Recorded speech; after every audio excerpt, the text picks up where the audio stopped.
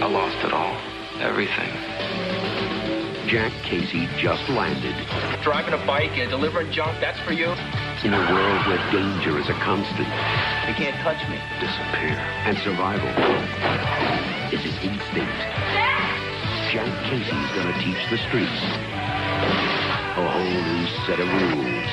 Kevin Bacon, Quicksilver, rated PG. Starts Friday, February 14th at select theaters.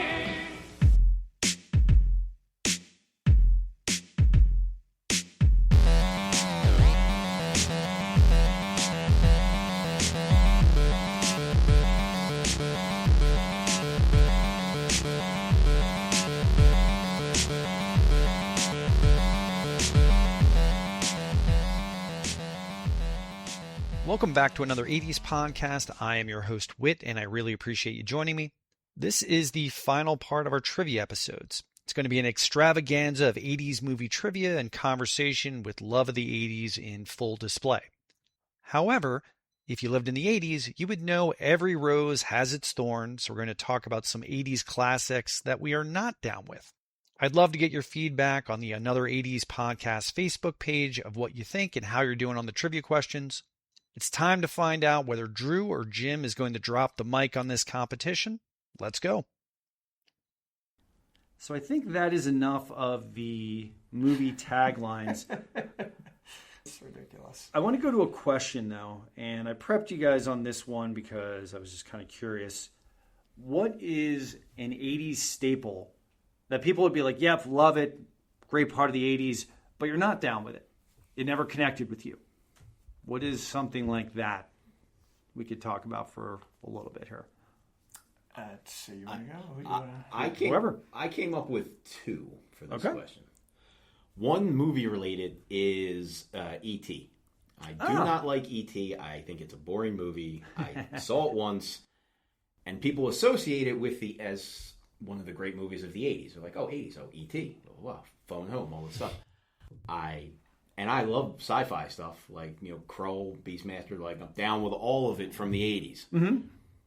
I do not like E.T. one bit, and I would never watch it again. So really? That's one that I'm just, I know it's an unpopular opinion, but that's one I just never got down with. And then the other one adjacent to that from a video game standpoint was Legend of Zelda. I never played Legend of Zelda. Wow. Oh, okay. I was the same. Well, I tried playing it, but I did not get what everybody else. That's not mine. I have one that's different, but I can relate. Because like kids at school would be like, oh yeah, Zelda. And I'm like, I never played tons of NES games and loved them, but Zelda was never one of them. Yeah, the original like RPG games, Legend of Zelda, kids were always talking about on the bus. Always. There was always different groups talking about, and I was like, I don't get it, guys. I'm going to sit back on this one. This doesn't make sense to me.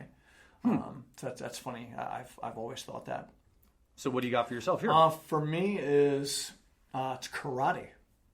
What's now become, and no offense to anybody that practices, it's like jiu-jitsu nowadays. It's on every street corner. But everybody was doing karate. And I did karate. I went one time, and I hated it. You had to bow every time you came across a doorway. And I missed it multiple times, my first and only time there. And other guys, fellow students, would come up to me and say, hey, you didn't bow over there. And I'd be like, well, I didn't know to who, and why was I supposed to do that? And they would kind of give me this. It was almost like being I was in a religious area where they were just like giving me this whole backstory on why I was supposed to be doing that. And I was like, I just don't see it that way, and I don't get it. And you had to wear your gi and all that stuff, and it was just very slow moving.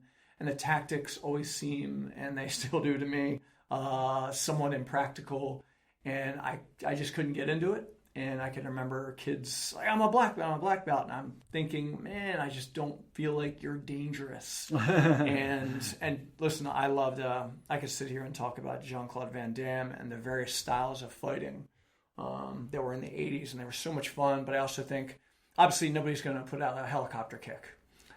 Sure, it's martial art, but that's cinematically. That's a martial art, right? That doesn't win you out in a fight situation. But as much as I love fighting and fight techniques, karate, I always, when everybody said, I got to go to karate tonight, my first thought was, why are you doing that? But that's a just me thing. No offense to anybody else. A lot of people, I'm sure, got good exercise from it. and learned some things that karate always like dug deep into me, where I was like, why are you doing that? It doesn't make any sense to me. So yeah, that's like an endless scab for me. I mean, this is kind of upsetting because my first wife was killed by karate. But no, I like that. Like, I hope there's a karate club fan base of mine. They're like, this is the last episode. Yeah, but I just found your heel for the show. Exactly. Everybody became black belts like within 5 years, and I was like, I don't get it. I don't see it. I see the most overweight people like becoming black belts in no time. Like, it's cool. I guess you're dangerous. They know the Din Ma. So I think they are. But okay, I like that. I liked you took it to a place I didn't expect. It's because it hurts. That's true. For me, I would say the Dark Crystal, where I played a decent amount of D&D. I love Jim Henson. Mm-hmm. I know the movie didn't do particularly well. No, it didn't at all. And I really thought, even if I was too young at the time, because I think that's 82, so I'm only 8. I think I'm correct there. It was definitely early 80s for sure. Didn't get a chance to see it in the theaters, but it seemed from the trailers it had the look. So I don't have a problem with Muppets. I don't have a problem with puppets. I can wrap my brain. I can manage. I can change my imagination for most things. Even as an adult, when they had the show that came out again, I even wanted to like that. But I just can't for some odd reason. And it's weird because you've named a bunch of fantasy movies. I can watch almost anything fantasy and be quite happy. Dark Crystal, I've never made it through, and I don't have a good reason why. It just doesn't hit. I don't think you're wrong on that. It was a terribly slow-moving movie.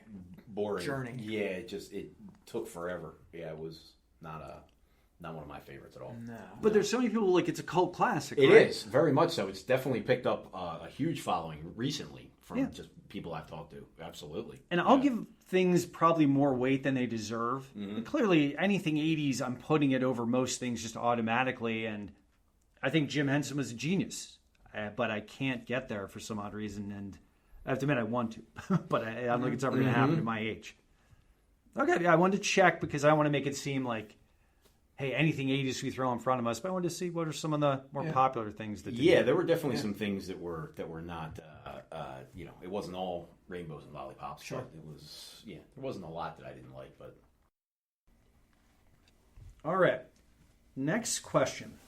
I don't know how often you guys have been crush grooving, but I'd like to know 4 artists from the movie Crush Groove. 4. Really? Yeah, this isn't my area. Wow. Really? Is that a lot? I do not know that at all. Unbelievable. Wow. Classic. Yeah. So should I just go? I don't have anything to read. I wouldn't even really? guess. You don't remember any of the acts from the trailer or anything like that? Crush Groovin'? I would imagine if you mentioned them, I'd be like, oh yeah, but right. I don't. It doesn't draw me to a certain. I'll just go through them then. So you got Run DMC, the Fat Boys, Curtis Blow, Sheila E., very young LL Cool J, very young New Edition, and the Beastie Boys. Yeah, those are all. You guys never saw those? Unbelievable. Crush Groovin', no. I mean, I know. Well, it's Crush Groove, but Crush at one Groove, point, but Crush no, Groove. but that was not in my wheelhouse. Okay, no worries. Next one is this. Who was originally supposed to play the part of Gabriel Cash in Tango and Cash? It was not Kurt Russell. I don't remember any facts on this at all. Boy, that's a good question. Not Kurt Russell. Not Kurt Russell. He went to do a different movie the same year. Just didn't get timed correctly. I'll take a guess. So, once again, who was originally supposed to play the part of Gabriel Cash in Tango and Cash? Tango and Cash is one of those movies I can watch at pretty much any moment as well. Yes, definitely. It could have been much better, but just seeing those two together is it gets better the more you watch it. The first time I watched it, I hated it. Then the more I watched it, you could find little gems that are pretty funny in it. I love Kurt Russell. The fact that Kurt Russell finds out that what's her name is Stallone's sister is hilarious. Terry Hatcher. Terry Hatcher, yeah. Your sister, that's great. That's a great impersonation. That's great. That was great. My sister. Yeah. I'm trying to picture somebody who has a similar personality to him, because I don't recall reading any bio on this is a total shot in the dark for me. I feel like going with like Steve Martin or Martin Short won't work. I'll tell you, it's neither of them. That'll give you that would have been a hilarious. So none of the Three Amigos then? No, that's weird. It was weird. It was Al Franken. I don't know why they thought that would ever work, but they went with Al Franken. Usually when I think of Tango and Cash, I think of the scenes where Stallone's trying to be funny and he's like, "Better get back, Jack." No. Yeah. I knew you were psycho. He's not great in that movie. I'm just not coming up with somebody that I could actually... And maybe it's because Kurt Russell's so irreplaceable. He was perfect. I would agree with that. He really I was. don't know who else does what he does that has that same, I guess, contrast of Stallone. Yeah, I'm not coming up with the figure that I want to, so I'm not going to write something. I guess Bruce Willis. And you got no guess, right? Nah. It's the aforementioned Patrick Swayze. He went to Roadhouse. Yeah. Patrick Swayze was supposed to be the one there. Great choice. Yeah. Going with Roadhouse. Huh. Although it's interesting to picture yourself as Patrick Swayze and get both those pitches and go with Roadhouse and say, hey, you're going to be an amazing bouncer. A bouncer. And at that point, not be in a movie with Stallone, because Stallone was box office gold at that point, for the most part. Yeah, that's pretty ballsy. It really is. Yeah, I don't know if he just wanted to be the headliner. There's a guy who has a really cool podcast called Around the World in 80s Movies, where he goes really deep, everything from the first people who started the movie, when it gets hung up. That's wow. But I would recommend that. That's where I heard that. It would have been a really interesting movie with Swayze in it. A very different movie, because he's very different from Kurt Russell, but that's interesting. Yeah, I don't know if you could pull off the humor like Kurt Russell. Probably not. Seems hard to believe. No, I don't think so. In what 80s movie did George Wendt play an intrepid reporter? He's a reporter, doesn't have a ton of screen time, I would say, but he pisses off the wrong people and unfortunately meets his demise. For all those at home, yes, that is the George Wendt. That is Norm from Cheers.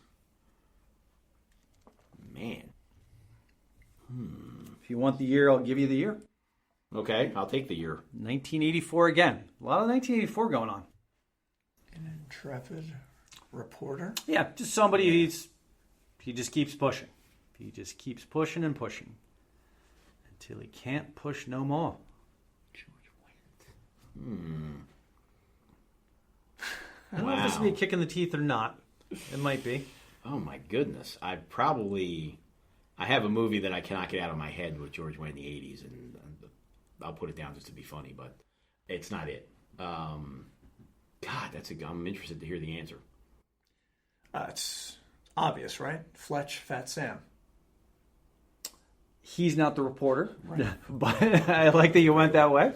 I say Gung Ho, which I know is Oh, not I love Gung Ho. Which is not correct, but where was he a reporter? Dreamscape. Oh, wow. Remember, he's the reporter who keeps going up to Dennis Quaid and being like, hey, I hear you're at this place, and I know you're not just doing normal research there. I don't recall him in that. Wow. Yeah.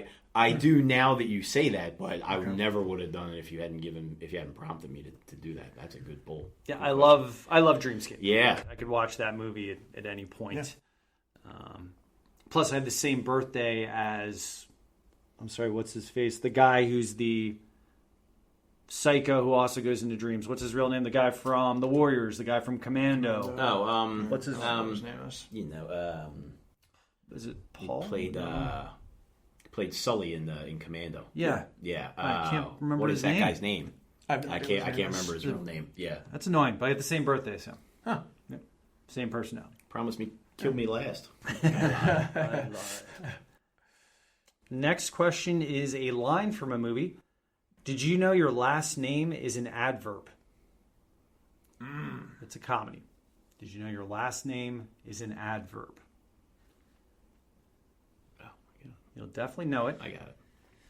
When you don't know the movie, you search for adverbs. You have to remember, what the hell is an adverb? Jim looks like he's about to give a hint. You will kick yourself for not I actually knowing thought this. you were showing me your phone. No, you will not. You will kick yourself for not knowing this. Great. I'll give you the line is delivered by a female. As bad as I missed Roadhouse. Oh, great. You'll feel bad about this. Okay. Do you know your last name? Not the first name. Is an adverb.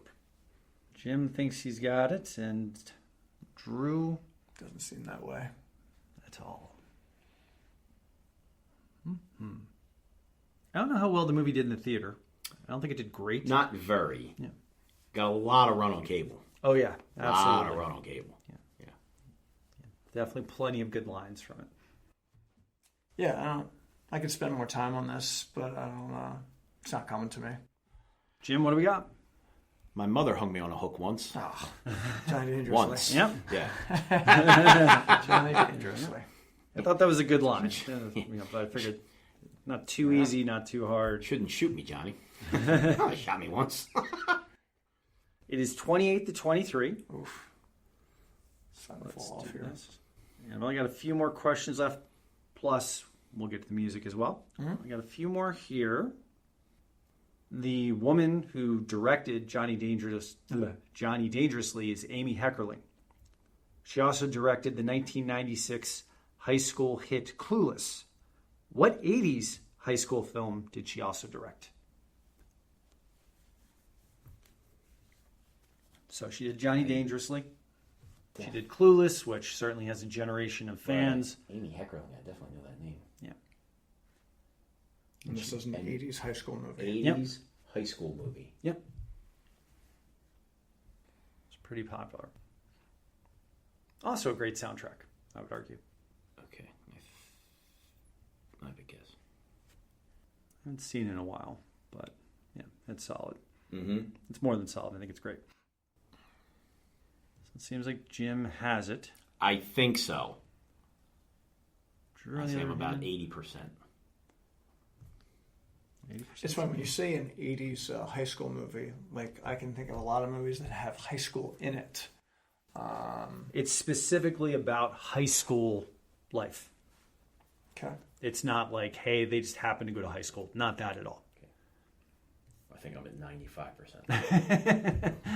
Jim's stock is rising. Yeah, this is going to be a guess. I'm going to write something down here. I think I remember seeing this movie at the Lawrence Park Shopping Center Really? when it still had a movie theater. And the movie theater and the bowling alley in the Lawrence Park Shopping Center. Well, we're going to find out if it's right. Yeah. What do you got? I said pump up the volume. Drew? Interesting. Heathers. Fast Times at Ridgemont High. Oh, I think that was the first movie she ever directed. God, she directed. Oh, wow. Yeah.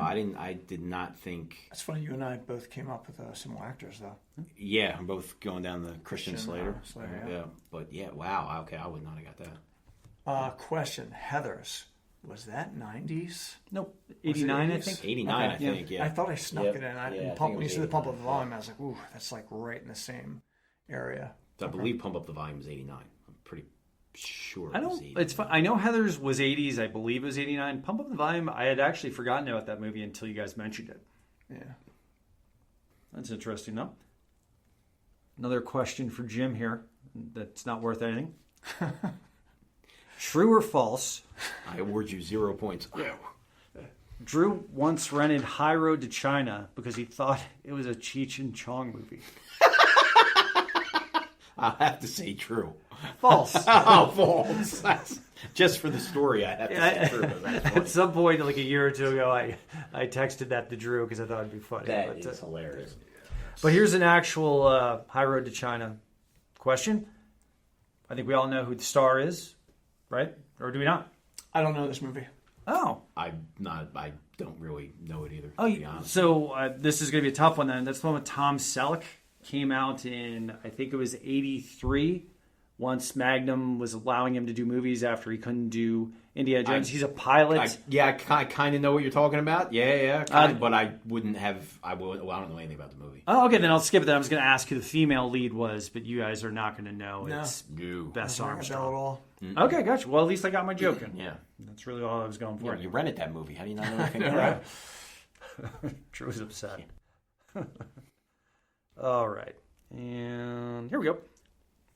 During the dinner scene in the Temple of Doom, an anecdote mentions that Indiana Jones was once accused of being a grave robber in which country?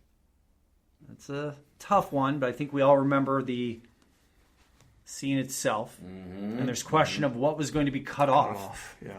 But what country was that in? And if you want, I can give you multiple choice.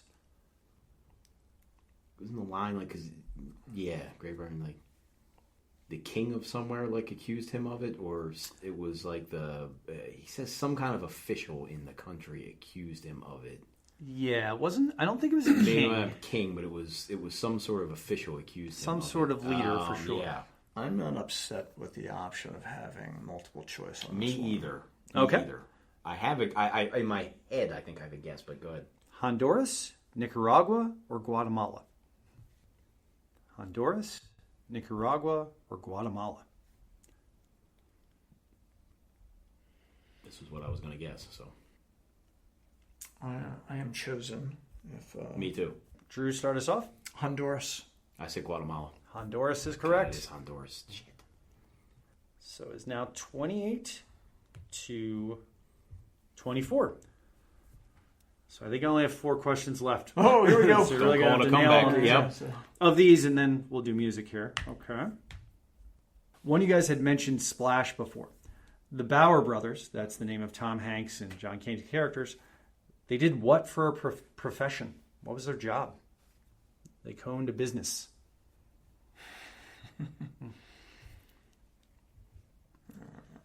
I don't know how easy or difficult that is. I did get that one right. Like some of these I looked up and some of these I made up. You could probably tell which is which. John Candy was so happy he got his story in the Penthouse. Uh-huh. He's giving away to everybody. John Candy was so great. Like he was and Eugene so- Levy, I loved in that. He was so funny in that movie. They're playing racquetball. He's like, "Sit down, you need a break." He's like, "You need to take a break." They run a business. John Candy is not as dedicated, I would say, as Tom Hanks' character, for sure. Ripping around in his Corvette, I think he was driving in that movie. Yeah, a red Vet. I haven't seen the movie in quite a long time. Yeah, it's one that's not on. It should be on more because it's absolutely hysterical. I always forget who the love that director movie. is until I see it, and then I remember. It's great. Ron Howard. It is Ron Howard, Yeah. right? That was one of his first directorial ones, wasn't it? Yeah, it was either that or Night Shift. Night Shift. Yeah. Night Shift was his first one. Such an underrated movie. Oh, I love that. It's like, yeah. So go call Starkist. Oh, this is good stuff. Well, Wait a feed the minute. tuna mayo. What about I'm mixing tuna in the can? It's like, wait a minute. Chuck, hold the phone. Take live tuna fish and you feed them, man. It's like, this is good. Call Starkist. He puts it on his recorder. It's like, oh, this is good. I love my favorite, just to segue us even more, I love the scene at the end where Chuck is in trouble fighting the pimps or something like that. He jumps down, he completely misses the bad guys, and he hops up. I think I hit an updraft. It's like, I'm coming, buddy. He hops down and just slams into the ground. The question was, what is their profession? We got answers? Mm-hmm. Yeah, I do. I wrote one down, but I think for some reason I was thinking of a different movie. Sneaker sales came up to mind. Fish sales is what I have. Produce, import, export. That is correct. They imported and exported produce. Yeah, I recall. I recall them just.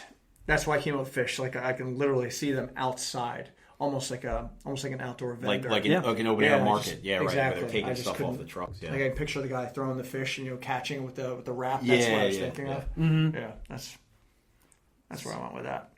Next question is this.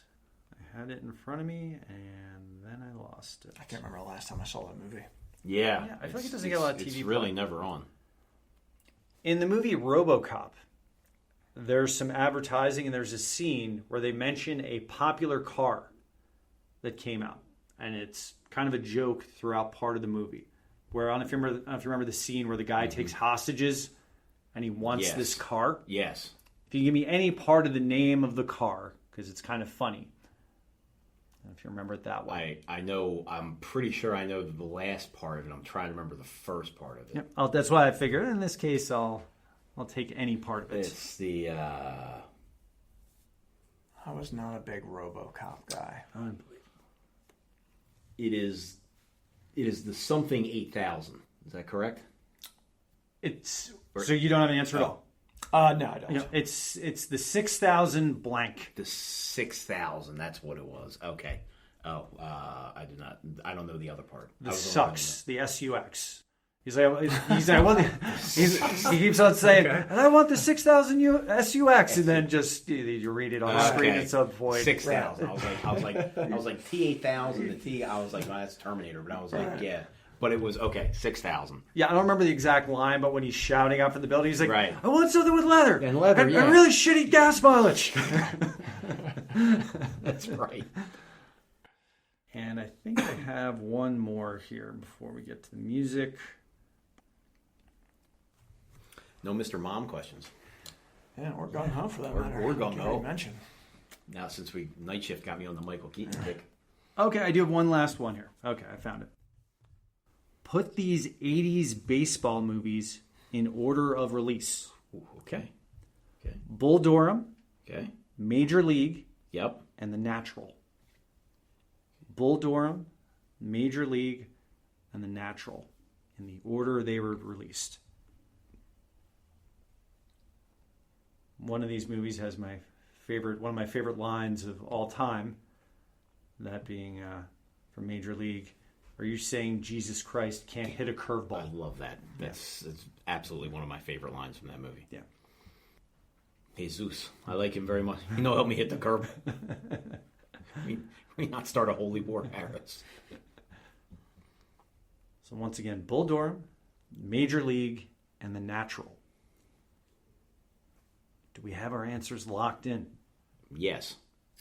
Or I do. Yeah. Okay. Drew, you go first. What do we got? The Natural, Major League, Bull Durham. Jim? The Natural, Bull Durham, Major League. Jim is correct. I knew it was those two. It was 1 year Natural off was from a the gimme. Yeah. It was Yeah. the other Natural two. was 85. It was early 84, 85-ish. Bull Durham was 86 then? 87, I think, for Bull Durham. Major League was 87. So right? Natural's Was 84. 88, I think. 87 is Bull Durham. 88 88 is Major League. Damn. Yeah. Okay. Yeah. Yeah, swapping those two was Yeah. was the issue there. Okay, time for the music part of the trivia. We're going to start off with this.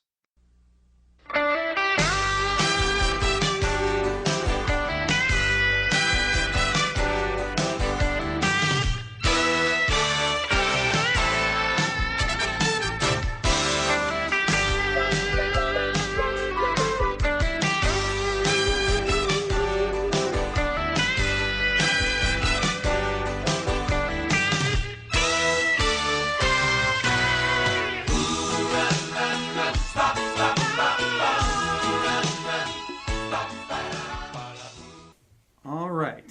So it's TV, certainly 80s. It did not have the longest run.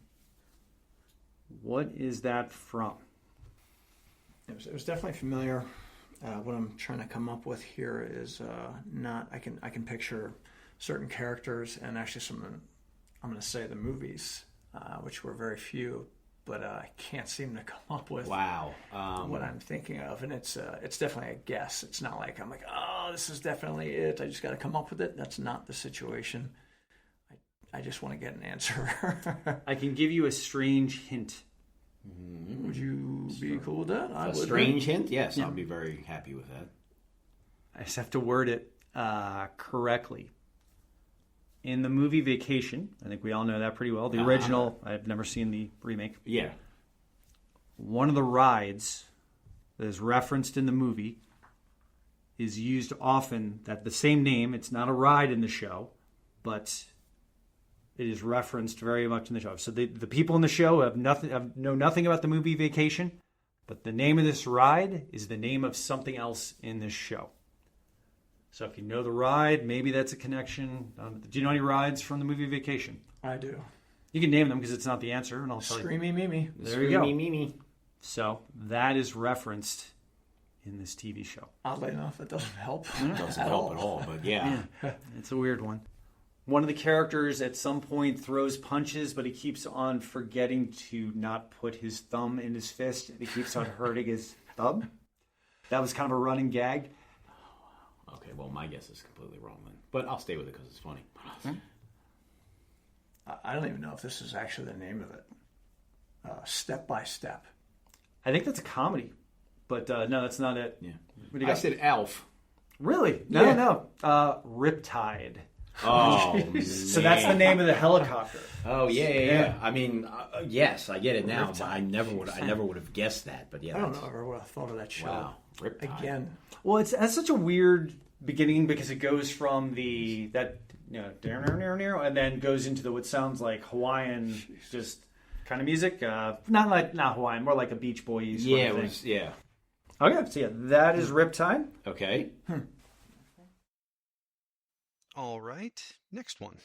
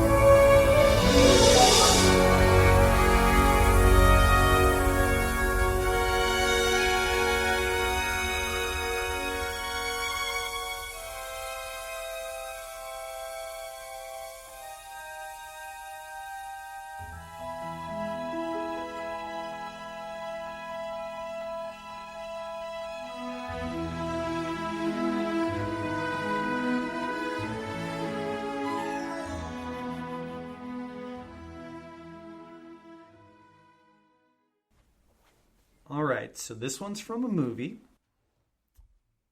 I can give you the year if you want it. For the answer that I have, I don't. Yeah, you know what? I would like to. Yes, because I think that would actually help me. I'm blanking right now.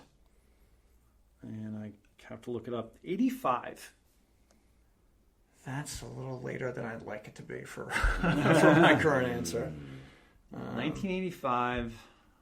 The composer is James Horner, but he made a lot of music back then. For sure. He did. I think he may have done the music for Wrath of Khan, if I remember correctly. Mm-hmm. He did. This was a popular movie for sure. 85.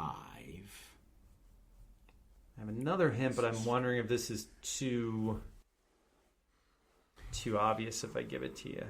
But I'll give it. You just tell me if you want it. I'll take it if you want to. I mean, I'll take it if you're willing to give it. Yeah. Ron Howard is also the director of this one. I have the name of the movie. I'm pretty sure I'm wrong. I'm also missing a word. Ron Howard is the director of this movie. Not Rance Howard. 85. That's right. It's Ron. Ron Howard. I feel like you guys are going to kick yourself on this one. Definitely, boy. I have total block on this one. I don't even have anything. Yeah, I have an answer, but I'm pretty sure I'm off by 2 or 3 years. Okay, I'll take your answers. Whoever wants to go first. This is a movie that you liked as a kid. I paid very little attention to, but it certainly sounded a little bit of a sci-fi. Yes, it did. Thoughts? I'm going to go Close Encounters of the Third Kind. Nope, that's from 1977. Yeah, I knew that was... Damn. I had nothing on this one. I was blanked. Cocoon. Wow, I couldn't give you the girl you thought was attractive. I could have said Wilford Brimley was 50 when everybody else was like 70, but that would have been... It is crazy Cocoon. when you see him, how they show like Paul Rudd at 50 and Wilford Brimley at 50. You're like, wow. Yeah. And I was Wow. 8 years off. 8 years off with Close Encounters. Yeah, Rock close. Jack I was like, I can remember like seeing the film, like, there is nothing about 85 that looks like Close Encounters of the Third Kind. I was like, well, he doesn't have an answer. Somebody just Yeah, I was going to say, You I gotta put up something, totally that's for blanked sure. on that one. You look foolish. Yeah. Wow. Well, Okay. Next one.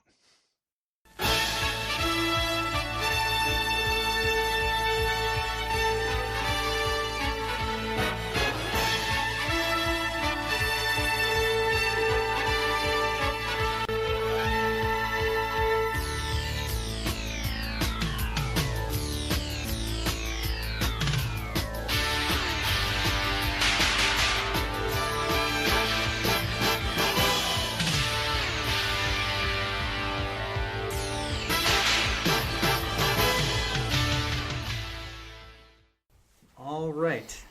So that was a cartoon. It's obviously an 80s cartoon. Mm-hmm. I would say it was pretty popular. Do we have answers set? I have a guess. I'm not very confident in it. I said the GoBots. GoBots? Drew, what do you got? I have Dungeons and Dragons. Ah, interesting one.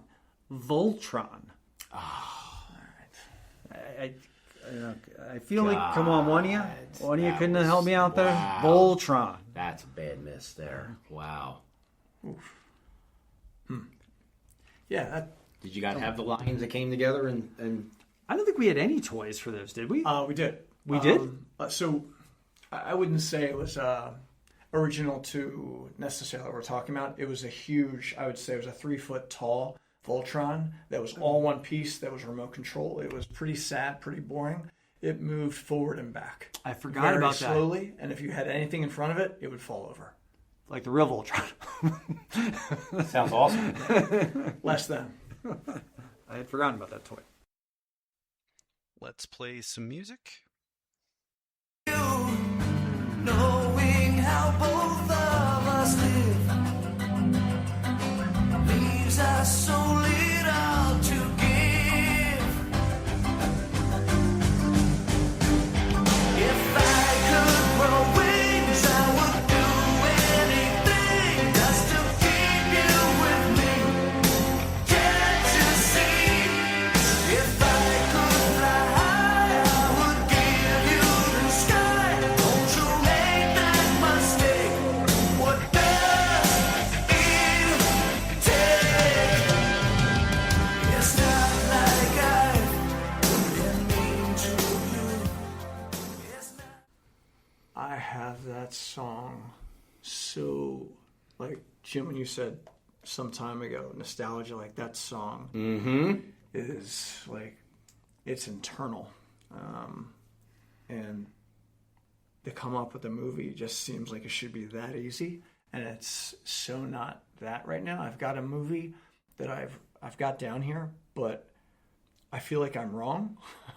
And this one's gonna hurt. This one's gonna draw blood. This is a movie, end credits. Just, you've seen it on cable at least a half a dozen times. I'm sure. If you want the year, I'll give you the year. I'll take it if you. Sure. Yeah, I will take it. I'm not going to pass it up. And I'm confident I have it right. I think it's 86, but I'm gonna make sure here. 86. I think that sits well with my. I'm going to go with my guess. Okay. Okay, do we have guesses? I have a guess. Okay. Let's go 10 more seconds. Okay, 10 more seconds. We can do Just 10 more because seconds. I wouldn't care normally, but that song is Yeah. really just embedded in my head, and is the fact that I can't place it just A bit of an stay. off the beaten path movie, but I loved it. I don't know if it's I don't think it's correct, but Yeah, I'm just gonna go with it. Okay. Drew, why don't you go first then?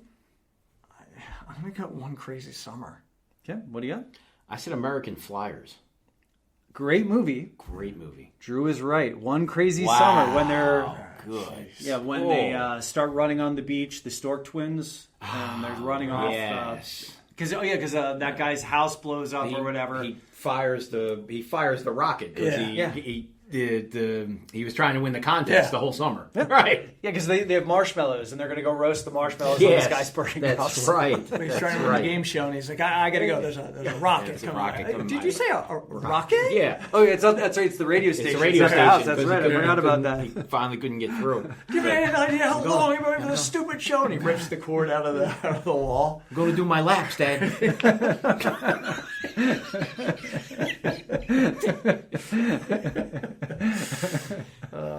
I love that movie. God, the movie's so funny. Yeah, when my I'm friend okay with Jason listens to this, he's going to be he loves that song. I'm Bobcat okay with Gold- losing Goldthwait. as of right now, as long as I got that one. That was a good pull. I actually really enjoyed that movie That as was well. an excellent movie. The Hell of the West. Yes, That's right. yes. Exactly. How many seconds was he behind? I think I'm Oh my right. God. I don't know exactly because there's point something. How many seconds was he behind going into the last one? I believe. West. Well, so Wow, you guys know when better the than first day, I could be wrong. so after the first leg, I believe he was 2 minutes and 11 seconds behind, and then he picked up 30 seconds for each of the 4 flags. Oh, right. I forgot about that. He said he's like, I'm not an idiot. I don't want you to ride like an idiot. So if you make the sprint to these 4 flags. I never really got he did something. The I guess last leg. he flipped his gears and because he did something on his gearbox that let him get ahead of everybody. So he must have went into a higher gear on his box because Kevin Costner says it's the oldest trick in the book. And I don't know if he was just in a lower gear where it was it looked like he was going pedaling faster than he was. But as soon as David switched the gear, he took off, and that's when Muzzin saw him, and he was like, Muzzin. the cannibal, Barry Muzzin. I think he was. I could be wrong. I haven't seen this movie in such a long time. 11 seconds. 11 seconds stands out in my head, sticks out to right? me. Because he was 2 minutes and 11. And I think he won the 30 sprint to all seconds per 4 leg, right. flags and got to 11 seconds. You guys are way better than me because when I think of that movie and I think of Muzzin, I always think he looks like Ted Danson. Like he looks like some sort of offshoot of Ted He Danson. does look like Ted Danson. Yeah, he I does. can see that. but Yeah. pissed. Right. Yeah. Yes. Yeah. Yeah. But I love when she goes in the McDonald's and orders the quarter pounder with cheese and the chocolate shake. Should have been trail mix though, right? Here is another one.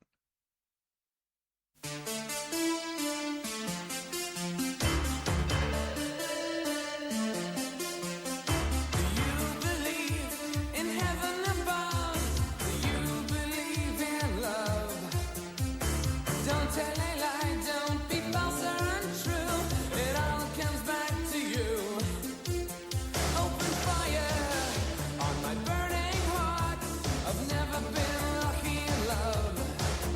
My defenses are down, a kiss or a frown. I can't survive on my own.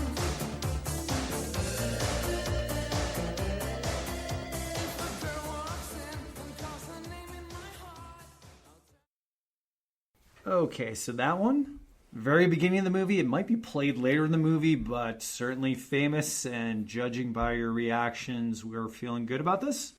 When you say it like that, actually, it pulls me back a little bit. I was going to say, I remember it being played in the middle of the movie in as well. a montage. Maybe it's played in the beginning too, but I remember it in the middle of the movie.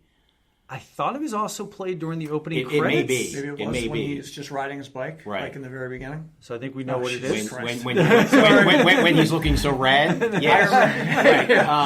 I believe it's at the dance. But in the dance, and Send Me an Angel was playing, and they're like doing the bike dance. And maybe your memory's better than me. I could have sworn that in the beginning with the fog and everything like that, that it's played there during the credits, but I could be wrong. It very well might be. But that's what I remember it from. Would you guys like to say it in unison? Rad. There we go. All right. Lori Loughlin in that movie. Yeah, that's right. Aunt Becky. That's right. I should Feel like that one was going to be. a while ago.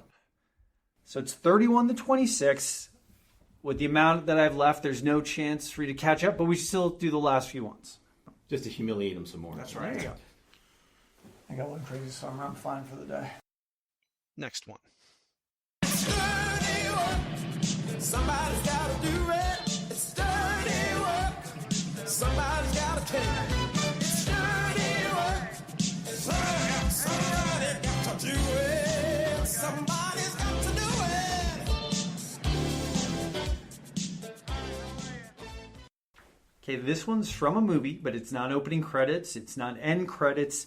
It's basically the first time the star of the movie gets on screen. Might be a deeper cut. You're definitely both familiar with the movie, that is for sure. Maybe it's not the one. Yeah, I went one direction just based off the visual, and then I switched it up, just hearing the music and basing off the visual of what I'm seeing in the movie. But that was I switched it up.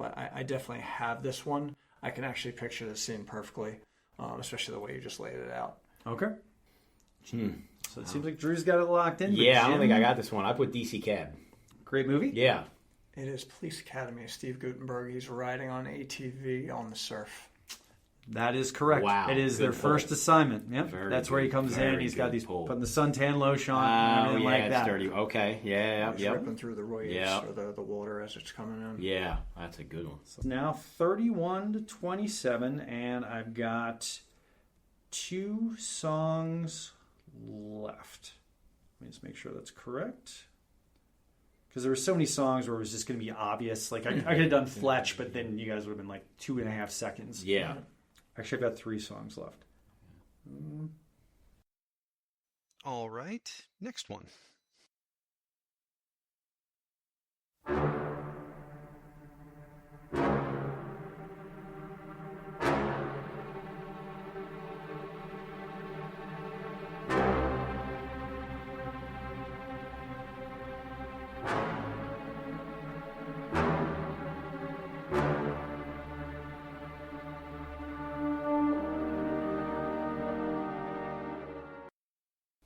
All right.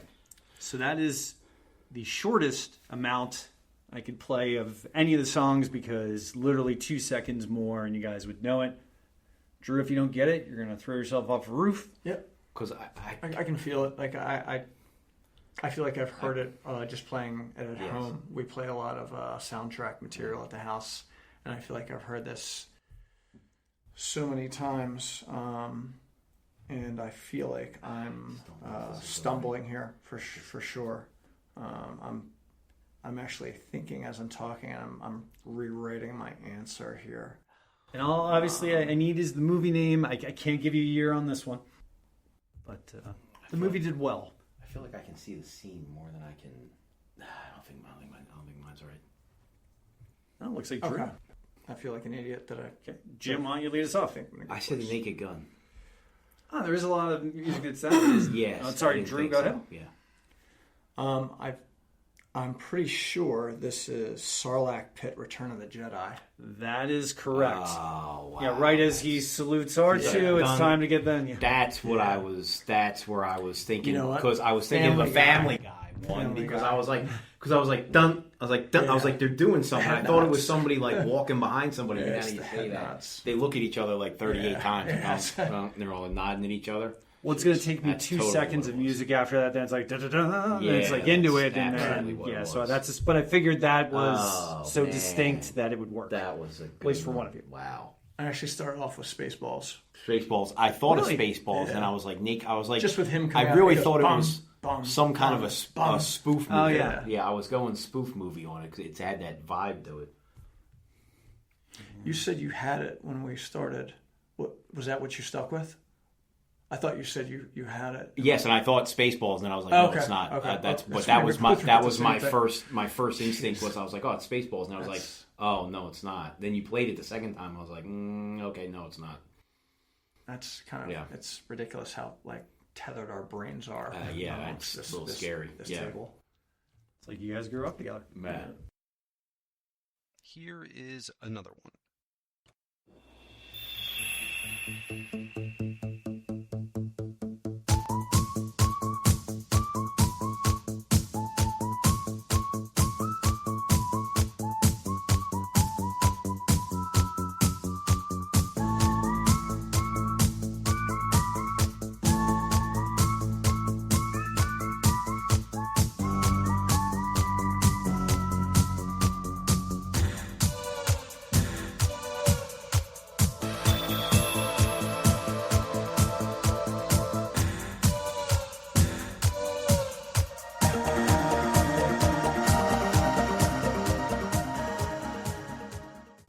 All right. So second to last song here. I remember it mostly from the end credits of the movie, but it's not the credits just scrolling down. They're still showing the characters and everything like that. It's probably more of a cult. No, it's definitely more of a cult classic movie. I don't think it killed it in the theater.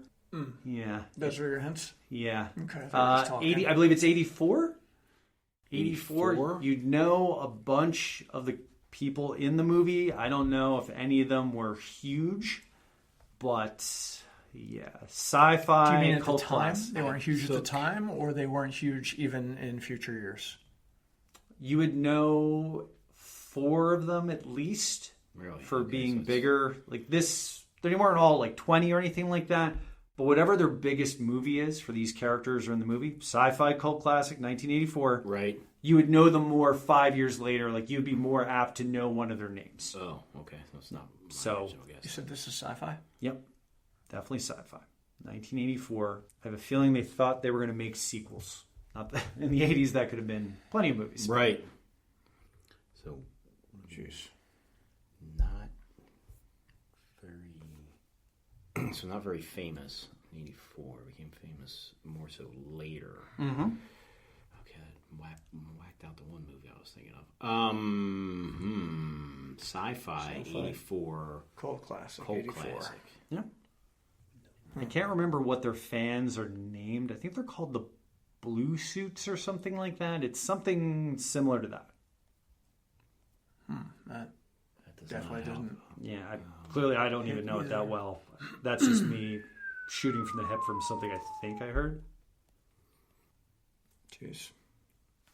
The track didn't really do much for me other than Scream 80s. Yeah. I can't actually. It doesn't place it for me at all. I mean, I Your know hints this. are Yeah. what I'm solely working off of. I mean, that's not right. There's no way. Sci-fi cult classic did not do super well theatrically.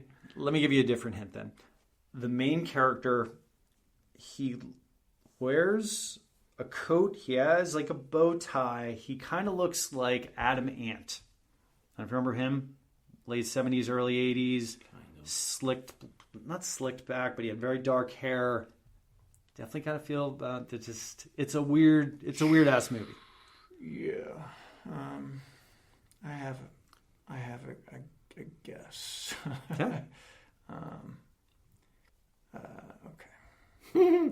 I just completely pulled something out of my ass. I'm not going to even write it down. Okay, gotcha. Whoever wants to go first. I didn't write mine, so Buckaroo Banzai. that's what I have. You're both correct. Okay. Buckaroo Banzai. So there you go. You guys are both sandbagging me here. Just clearly you know. I actually went Last Starfighter first. And I had Gremlins written down, then I had did Last you? Starfighter written down. Did you have Last Starfighter? Yes. That's hilarious. So did I started Yeah. with Gremlins. That's crazy. I was like, that's not right. That's crazy. Yeah. It was you said like 4 actors. I was like, I don't think I can come up with 4 actors. And Yeah. Last So, Starfighter, as soon as you that said would've 4 made it actors, big. I was like, Gremlins is out. I said Yeah. the only one in there is Phoebe Cates. Not Corey Feldman. Whoa. Easy. Easy. Jeez. Have you not seen the 2 Corys? How dare I? How dare Isn't you? Judge Reinhold in that too? Am I making that up? Yes. Yeah. He's like a bank teller or something like Yeah. that, right? Judge Reinhold is a bank teller. Yeah. That's Yeah. right. Yeah. Yeah. So you came up with that. Yeah, they got you know. Zach Galligan. He went on to shoplift somewhere. I So think. yeah, all right. Jeez. And this is our last one.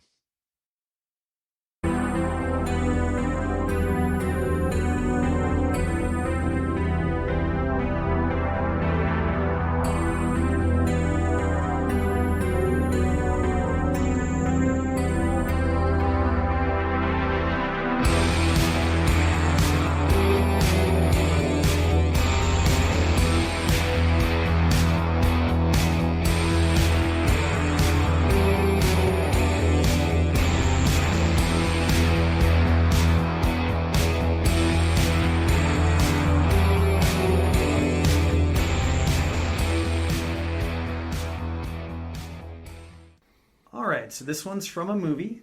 I'm ending on it intentionally because I feel like, at least sound-wise, it's super 80s. I've got some hints prepared. I think I'm going to have to be a little bit careful. So if you guys want to, whatever commentary you got that might help you get through it on your own, I can give you the year too. A year would help. You want to know? Yeah, I have an answer, but it's It's really close to a track that's played that's incredibly, people would know it for sure, very popular scene. But it's not the same track, so I'm kind of not in a great place with this one. So I'd be willing to hear at least one hint as long as you are. I would absolutely agree. Sure. So it's very Stranger Things-esque, which, if I remember correctly, that show starts in 1983. Right. This movie's from 1983. I have more hints prepared. I just don't. Okay. want to I'm in the vicinity. It's possible that this is correct. Okay. I was in a different stratosphere with my answer. I'm in the vicinity. It sounded very similar to me as in the Phoebe Cates Fast Times at Ridgemont when she was dun dun dun. Moving in stereo. That's what I heard the second part. The first part did not give me that. Yeah. It's one of the greatest scenes in cinema history. Absolutely. Judge Reinhold. God. 1983. 1983. Okay. Very well-known director. Uh-huh. Okay. Did you? I'm sorry. I may have been capturing this from the last one. Did you say this was sci-fi? No. If you didn't say it, that's okay. Yeah, I don't think I can give you the genre. I thought that might be a little bit too close to home. You would also said that. Okay. All right. All right. I think I'll stick with my guess. You guys want one more hint, or do you feel I can try to? The hint I was going to give was probably going to be a little bit too close to home. I could use an offbeat hint for sure, unless you. No, I could use an offbeat. Like I said, I'm only going by the year that I know. Yeah, kind of scratch the surface a little bit. You don't have to hit right at the heart. I think I'm going to hit right at the heart, but that's okay. We're doing this for fun anyway, except for the keeping score and then bragging rights. Right. I'm already going. Yeah, because I already won. That's right. Like all things, people progress, including directors. There was a progression of piano to synth. If you were to look at this person's work, piano to synth. I don't know if that's too much, too little. No, I don't know if it did anything at all. I'll stick with it. Okay. All right. Do we have answers? Yeah. Yep. Whoever wants to go first, go for it. Nightmare on Elm Street. So we got Nightmare on Elm Street. What do we got, Drew? I have Howard the Duck. Wow. Oh, wow. Good one. That's definitely heavy on the synth. Neither of those are correct. They're actually both a little bit late. This is Christine. Shit. Yeah. So that's what I thought with the piano to synth. Like, obviously we got Halloween and everything like that. I thought we were going to get there. But, yeah, this is one of the scenes where it is the chasing. Yeah, because I always the Christine one. Yeah, where it's like it's got that heavy beat. Not necessarily like but it's like and like the lights and the headlights come on. Yeah, damn, that was good. I actually read what you were saying a little bit differently. What were you thinking? It's always interesting in perspective. When you said it kind of went piano to synth and director and how they come up, down, whatever. I thought you were saying George Lucas was on such a high and then he was coming down. That's why I hit Howard the Duck. Oh, okay. I think Howard the Duck was 86. That sounds right. Also saw it in the theater. But yeah, I thought that was what you were going for. And that piano was like Yeah. a stronger element versus synthesizer. Yeah. So I want to. That's definitely Howard the Duck for George Lucas in my. He nailed Leah Thompson in that movie. I had forgotten about that. Quack Fu. Yeah. Quack Fu. Yeah, that was something where I figured that's good 80s because if you're listening to the episodes, and, I'll show you afterwards, it's clearly got that sort of feel to it. But John Carpenter in the 80s, like it's not like Halloween, probably his best movie ever. I'm not sure. But then you've got The Fog, Escape from New York, Christine, Starman, Big Trouble in Little China, like heavy on synth. Big Trouble in Little China, Yeah, love that movie. That's such an underrated movie. So the final score there for the trivia is Jim with 32, Drew with 29. All right. So very close match, especially since we started off with a little bit of a gap there. And to finish off the episode, and once again, I appreciate you guys doing all this. This was a long time, a good amount of questions, but I had a great time. One of the things I ask at the end of every episode is why this matters. Now, some of the other episodes, why to choose your own adventures, why to make DLTs matter, blah, blah, blah. This is obviously a larger topic, but whoever wants to go first, why does the 80s matter? Like, why are you paying attention to it? Why does it come this easily to you where a lot of other people might be like, I don't remember any of this? Who wants to go first? I mean, I'll go first. Why it matters, I mean, it encapsulates my childhood, so I think that speaks for all of us. But so that's first and foremost. But it also seemed, I'll go back to what I said to start. It seemed like it was the convergence of a lot of golden eras of things that now that we look back, that was the peak. It didn't get better from that. It actually either got more derivative or got worse. And the other thing that I think of the reason that I can remember so much, or I have so much useless 80s knowledge in my head, is that's what we had. That's what we had. Like we watched the same movies on HBO 200 times. We played the same video games. You didn't have tablets and the internet, and you didn't have streaming services, and cable wasn't widespread. Like, that's what you did. Like you got together with your friends and you watched the same movies, and you might have gone to see a movie 5 times in the theater, and that you hung out at the mall, and that's just what you did. It seemed like it was the last era before things got spoiled in a way in terms of having everything at your fingertips. It felt like you had to work for it more in the 80s. Like, you would go up, and if the three of us were hanging out in like 88 and be like, dude, did you rent this movie? I'm like, no, I didn't see it. I wasn't at Earl's Video when I was going to rent it. Like, oh, dude, you got to check it out. And like, so you felt like you had to take more with you because you didn't have this phone with you all the time, and you didn't have that technology with you all the time. So that's why I think it was the zenith of a lot of things, where from sports, movies, pop culture, music. I think a lot of things crescendoed in the 80s, and we look back on it now, and it's just, you don't get that same feeling from the other decades. And I think some of that is technology given, because I think it was the last real decade before technology kind of encroached on a lot of what we would think of as pop culture. So it has a lasting impact that way. That is well said. Drew?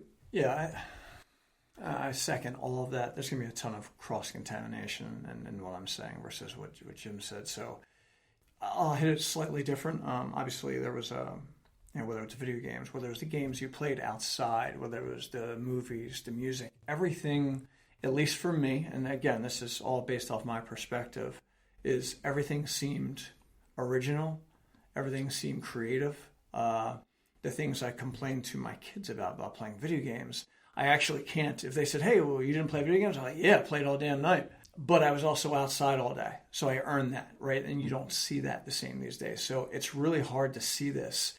And my kids, I have 4 boys, so they don't have a lot of sleepovers. Now my 4 boys get along really well, and that's great. And I'm super passionate about that. But they miss the sleepover aspect, where you stayed up late, you watched SNL back when it was good, when you had like every character could have come up with a movie and be like, this is going to be a great movie. Even though it wasn't a great movie, it was still so much fun to watch. It was like watching a bunch of Spaceballs movies. It was just comical. If you were lucky enough to have a cul-de-sac, or at least live on a quote-unquote block where the roughly same age kids, or even 3-4 years younger. I mean, you had older brothers and younger brothers. It's probably the only time they got together and made sense out of things was when you were playing war or playing games on your bike, just having backyard football games. You could do anything. And on another note, like supervision, like your parents just let you run off and do your thing. And you usually heard like a dinner bell from just one parent, and that's all you needed to know. Everybody went home afterward. It was just, there was a level of being in sync with everybody. And even though you were getting into crap, maybe there was somebody who was breaking out Hustler magazines, maybe somebody was making hot dogs, even starting a fire essentially. Parents weren't that worried about it, and they didn't have to be. Like, everything seemed okay and fun and creative, and you could just get away with it. And everybody went home, and we did it the next day. It was just so much fun. And so, again, storytelling, I feel like storytelling comes from the 80s in so many ways and so many genres. And it was always interesting even to go to somebody's neighborhood and they played the same game, but there was a little bit of a stylistic difference. But you're like, that's cool. Let's do that. So it was, wiffle ball. I mean, geez, this conversation go on for forever. But between the music, movies, the activities, it was just so much fun. NES, Sega, Genesis, it's unending. But yeah, just so many memories and just awesome. Unfortunately, I'm not going to have much to add. I'm just going to rephrase probably a little bit of what you guys have been talking about, because I agree wholeheartedly. I was ages 5 through 15 at the time. you can't really manufacture the first movies or TV or music you got into. So you always weighted a little bit heavier because it's your first time just kind of forming your own opinions. I completely agree on freedom, being able to go out and do what you want, a little bit more trusting, and not like you didn't pay a price if you effed up, but you got to try things a little bit more on your own. One of the things you said, Drew, that hit pretty hard there is the different variations. I don't know the last time I saw my kids, and they're great kids, just like a lot of our, where you were in a room, you didn't know what to do, and you had to make up a game. Like, make up a game on the spot. Like, that's important to just kind of, you're sitting there, does anybody have a ball? And then suddenly you're sitting with your legs apart. Okay, this is the goal. This is not the goal. This is what we have to do. I think there's value in that sort of thing. And to hit something you mentioned, Jim, when it comes to that, it's almost like instant gratification that we all have now, where you can just find something instantly. We listen to Spotify to get to this music. I can find probably 99% of any like songs. Like, it's rare for me not to find what I'm looking for. And that's not always great. That going to the video store, is my video there? Is it not there? Things like that. I remember at one point, Drew, I went to rent a movie when you and I were old enough to ride our bikes up there and get up there. Yeah. I got my movie, went up to the counter, and you had rented so many movies that we hit the limit and I couldn't get one. And I was like, son of a bitch. Just like, I remember that. Yeah, like I couldn't get my movie. I had it in hand, or at least I had the box in hand, but I couldn't get it. That sort of waiting has value and whatnot. And yeah, the 80s were the last time we sent out letters, or if you had a comic book subscription, which I had, you didn't know what day it was coming. There was no Amazon. There was a good chance the post office worker bent it up. Like, there was just other things that you didn't know what you were going to get, and that was sometimes better. So I guess I thought about this last night. I think the best way for me to put it is this. Drew and I used to work at the Ground Round together for quite a while. You go eat there, you weigh in, and you could eat for your weight when you were a kid. Yeah, that's right. Pay by the pound and pay by degree. That's right. Very popular family restaurant. So whatever age, I wasn't 21 yet, but me and a bunch of friends, Ben's was included in them. It wasn't unusual during the summers we'd go down to Atlantic City. But living outside of Philadelphia, it's 90 minutes. It's not convenient. It's not easy. We'd go down there, gamble, have some fun, and come on back. But the best part of that trip, every time, was the car ride. That was the best part. And I think nowadays, whether it's adults or kids, you're skipping the car ride. Like, you just get it, and it's not the search, it's not the waiting, it's not like, hey, why don't we talk to each other? Because that's the most we laughed. That was the most we got serious conversations. Like, maybe some of us would be asleep and just two guys talking. That's kind of how I think of that decade. It was kind of the last, at least of memory. It certainly crept in the 90s, but you mentioned the internet, and that's obviously changed things significantly. So, yeah, I think we're agreeing, just saying things a little bit different here, but it was definitely a special time. And one thing I want to say is I really do appreciate you guys spending this much time talking about this. This is the reason I do this. Like, hopefully I get a lot of listens, but this is the time where I got rewarded. So hopefully you guys had a good time. It was a blast. Yeah, thanks again. Yeah, it was also great. Infuriating at times, but testing the limits for sure. I'm not going to live down that Roadhouse question for probably the rest of my life, but this was great. This was so much fun. I've been very cool. Reminisced like that for several hours in a row for a long time. So that was great. I'm sure we can do this again. There's plenty of other trivia, and honestly, any ideas, let me know. But thank you so much for spending this time with me, and hopefully, once I edit and organize it, hopefully it comes out pretty good. Like I said, I'm still working on sound, but I really do appreciate you guys taking the time. Absolutely. It was a good time. Yeah, it was great. Anytime. Thank you. All right. With that, we come to the end of our 80s trivia episode. Congratulations to Jim for the win. I definitely look forward to the next time we all get together to discuss the 80s, as I had an awesome time. Did any of our listeners best him? Please comment on my Another 80s Podcast Facebook page, as I would love to know. I also want to acknowledge that I had a couple errors in this episode's questions. In Dreamscape, George Wendt played a novelist, not a reporter. And in Rad, Send Me an Angel is not played in the beginning. I can't have 80s trivia episodes and not own up to those sorts of mistakes. I'll be a bit more careful in the future. Coming up next are episodes on the 1986 masterpiece Aliens with my friend Dustin, along with an episode discussing the Colonial Theater and 80s movies with my friend Dan.